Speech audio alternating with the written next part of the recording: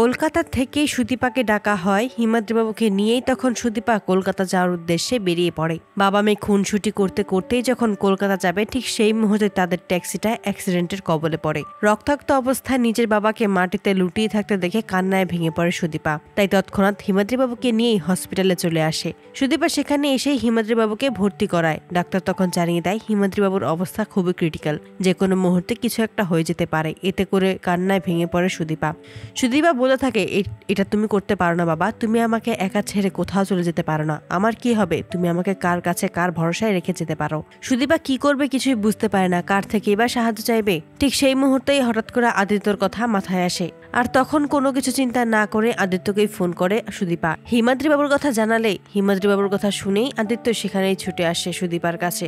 সেখানে এসে সুদীপাকে শান্ত করে তখনই ডাক্তার এসে জানায় হিমাদ্রিবাবু তাদেরকে দেখতে চাইছে। তাই তখনই সুদীপা ও আদিত্য হিমাদ্রিবাবুর কাছে দেখা করার জন্য কেবিনে আসে। আদিত্যকে দেখেই হিমাদ্রিবাবু আদিত্যর হাতেই সুদীপাকে তুলে দেয় এবং সুদীপার সমস্ত দায়িত্ব আদিত্যর হাতে দিয়েই হিমাদ্রিবাবু সেখানেই মারা যায়।